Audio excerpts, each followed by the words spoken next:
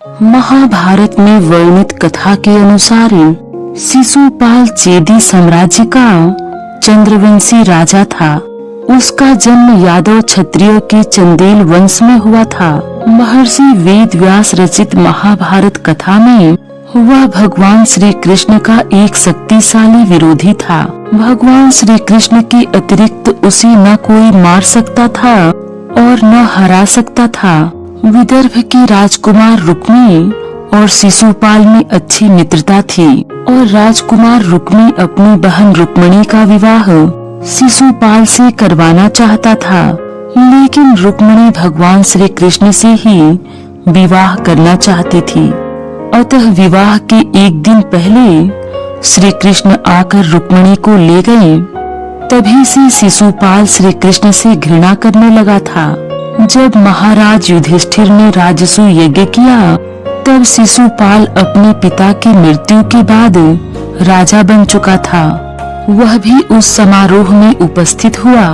शिशुपाल ने बिना किसी विरोध के युधिष्ठिर के वर्चस्व को स्वीकार कर लिया। पितामह भीष्म भगवान श्री कृष्ण के यथार्थ स्वरूप को जान चुके थे।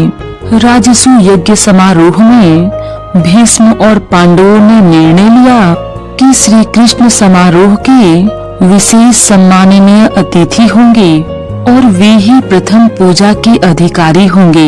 उन्होंने एक मत से कहा कि इस सभा में वासुदेव श्री कृष्ण जितना दूसरा अधिकारी और कौन है। वे श्री कृष्ण को सप्रेम खींचकर सभा में ले आए और आसन पर बिठा दिया और उनकी पूजा आरंभ की। यह देखकर शिशुपाल बोल उठा, ठहर जाओ, तुम सब इस अधर्मी ग्वाले की पैर कैसे धो सकते हो? युधिष्ठिर, इतने महान राजाओं ने तुम्हारे प्रति समर्पण प्रकट किया है।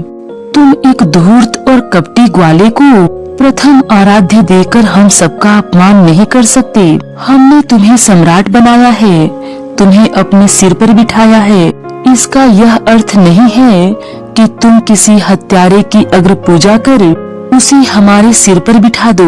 हमारे चक्रवर्ती सम्राट पर एक मूर्ख का अंकुश हो, यह हमें मान्य नहीं। महाराज युधिष्ठिर, ये भीष्म तो बूढ़े हो चुके हैं, इनकी स्मरण शक्ति भी जवाब दे चुकी है। इनकी समझ बहुत कम हो गई है, इसीलिए इन्होंने कृष्ण पूजा की सम्मति दी है। शिशुपाल के मुख से ऐसे वचन सुनकर सहदेव का हाथ पूजा के पात्रों को छोड़कर खड्ग की मुठ पर आ गया। लेकिन शिशुपाल बोलता गया, यह कैसी सभा है जिसमें राजाओं ऋषियों के होते हुए एक छिछोरी ग्वाले की अग्र पूजा हो रही है। मैं अपने सम्मुख यह नहीं देख सकता। तुम इस नराधम कृष्ण की अग्र पूजा करके यहाँ उपस्थित सभी राजाओं का अपमान कर रहे हो। इतना सुनकर सहदेव ने अपना खड्ग निकाल लिया और गर्जना करते हुए बोले, शिशुपाल, पांडवों की राजधानी में श्री कृष्ण का अपमान सहन नहीं किया जाएगा। जिस जिस को श्री कृष्ण की अग्र पूजा से अपमान का अनुभव होता है, मैं उन्हें अपने साथ युद्ध की चुनौती देता हूँ। तभी श्री कृष्ण अपनी धीर वाणी में बोले, शांत हो जाइए भैया सहदेव, आज शिशुपाल को बोलने दीजिए। तब शिशुपाल बोला, क्या महारथियों के महारथी भीष्म का सम्मान नहीं हो सकता था? क्या आचार्यों में द्रोणाचार्य और उनके पुत्र अश्वत्थामा का सम्मान नहीं हो सकता था? क्या ऋषियों में वेद व्यास का सम्मान नहीं हो सकता था? फिर इस कृष्ण का सम्मान क्यों? भीष्मक, रुक्मी, एकलव्य, शल्य, कर्ण जैसे योद्धाओं के होते हुए यह कृष्ण प्रथम पूजा का अधिकारी कैसे हो गया? न यह कोई ऋषि है, न आचार्य है और न कोई राजा है। तो तुम लोगों ने इस धर्मच्युत कृष्ण की आराधना कैसे की? कायर हो तुम सब। तब पितामह भीष्म ने मुस्कुराते हुए शिशुपाल से कहा, शिशुपाल, श्री कृष्ण को प्रथम सम्मान प्राप्त होने में जब हमें कोई आपत्ति नहीं, तो आप क्यों व्यर्थ प्रलाप कर रहे हो? तब शिशुपाल पितामह भीष्म की ओर मुड़कर कहने लगा, तुम्हें क्यों आपत्ति होगी भीष्म? तुम एक नपुंसक जो ठहरे, तुम्हारा यह ब्रह्मचर्य ढकोसला मात्र है, जिसे तुमने अपनी नपुंसकता को छुपाने के लिए धारण कर रखा है। अपने राजकुमार भाइयों के लिए कन्याएं चुराते रहे तुम, यदि तुम्हारा मन दूसरों की स्तुति में ही लगा रहता है तो इस प्रपंची कृष्ण को छोड़कर दूसरे राजाओं की स्तुति कर लो, इन सब के गुण गाओ। ये दुरात्मा कृष्ण तो राजा कंस का सेवक है, गौओं का चरवाहा है। तुम केवल मोहवश इसकी स्तुति करते हो, तुम्हारी बुद्धि ठिकाने पर नहीं आ रही है। शिशुपाल बोलता जा रहा था। और हाँ, भीष्म तुम्हारे ऐसा बार बार कहने से कि श्री कृष्ण बुद्धिमानों में श्रेष्ठ है, संपूर्ण जगत का ईश्वर है, ये कृष्ण अपने आप को ऐसा ही समझने लगा है। पर मैं तुम्हारी ऐसी बातों में नहीं आने वाला। अरे यदि इसने बचपन में एक पक्षी को मार भी दिया, एक अश्व और वृषभ को मार डाला, तो इसमें कौन सी आश्चर्य की बात हो गई। छकड़ा क्या होता है, लकड़ियों का ढेर ही ना। यदि इसने पैर से उसे पलट दिया तो ऐसी कौन सी बड़ी करामात कर डाली। आग के पौधों के बराबर 2 वृक्षों को गिरा दिया या एक नाग को मार डाला तो कौन सी बड़ी आश्चर्य का काम कर डाला इसने। यदि इसने गोवर्धन पर्वत को 7 दिनों तक अपनी उंगली पर उठा लिया तो उसमें मुझे तो ऐसी कोई बड़ी बात नजर नहीं आती। गोवर्धन तो दीमकों की खोदी हुई मिट्टी का ढेर है। अरे राजाओं, इस कृष्ण के जीवन को देखोगे तो जान जाओगे कि इसने जीवन भर छल और छद्म ही किए हैं। इसका तो जन्म ही कारावास में हुआ था। और बताओ मुझे कि जिसका जन्म कारावास में होता है वह कौन होता है? वह अपराधी ही होता है। यह कृष्ण तो देशद्रोही भी है। यह राजा कंस के विरुद्ध विद्रोह करवाता था। जिन महाबली कंस का अन्न खाकर यह पला था उसी को मार डाला इसने।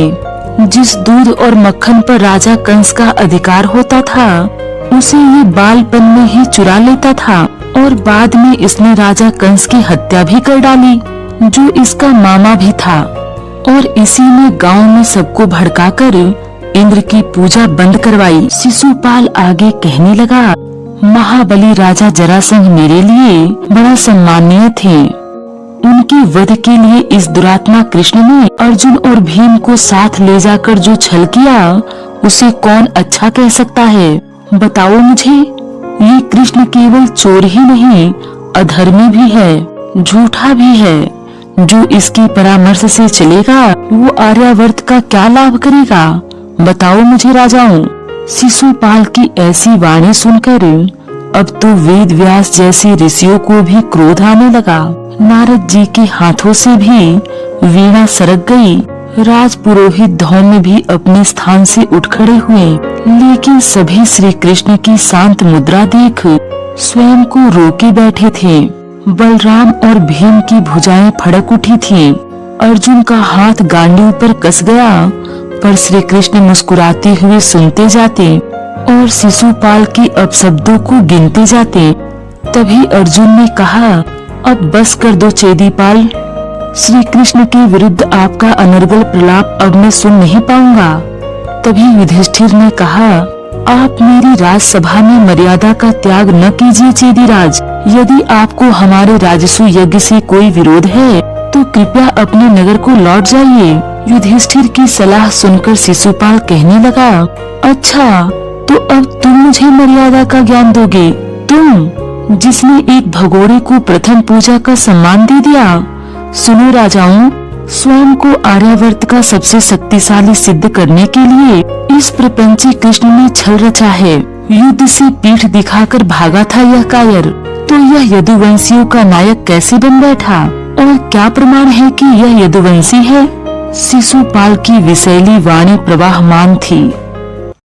युधिष्ठिर ने क्रोधित होते हुए कहा, चेदीराज शिशुपाल, यदि आपने इसी क्षण मेरी राज्यसभा का त्याग नहीं किया तो मुझे आपको मृत्यु दंड देना होगा। यह सुनकर शिशुपाल कहने लगा, मुझे किसी का भय नहीं। भूमिपालों, मैं तुम सबका सेनापति बनकर खड़ा हुआ हूँ।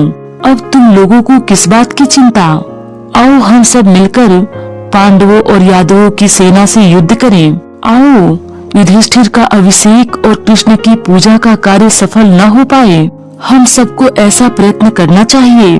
इस प्रकार शिशुपाल ने युधिष्ठिर के यज्ञ में विघ्न डालने के उद्देश्य से राजाओं को उकसाया। यह देखकर पांडव अत्यंत क्रोध में आ गए। युधिष्ठिर को चिंता में देख भीष्म उन्हें समझाते हुए कहने लगे, वत्स, तुम चिंता न करो। भगवान श्री कृष्ण जिसे भी अपने में विलीन कर लेना चाहते हैं, उसी की बुद्धि इस प्रकार भ्रष्ट कर देते हैं, जैसे कि शिशुपाल की।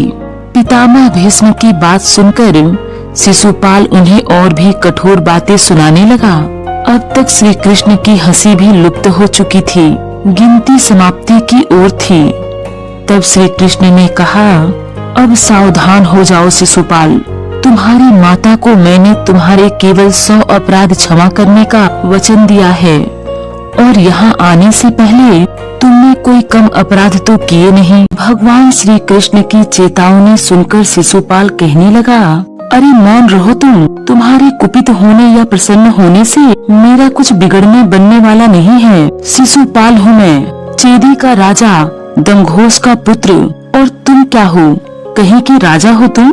गांव के चरवाहे स्त्रियों के वस्त्र चुराने वाले छिछोरे, दूसरों की पत्नियों को अपनी पत्नी बनाने वाले लंपट हो तुम। देखो इस कृष्ण को, एक के बाद एक 8 स्त्रियों से विवाह करके भी इसका मन नहीं भरा, तो इस दुष्ट ने असुर सम्राट नरकासुर की हत्या कर उनकी 16,100 पत्नियों संग विवाह रचा लिया। शिशुपाल चुप होने का नाम ही नहीं ले रहा था। श्री कृष्ण के प्रति घृणा में उसे स्वयं का ही शत्रु बना दिया था।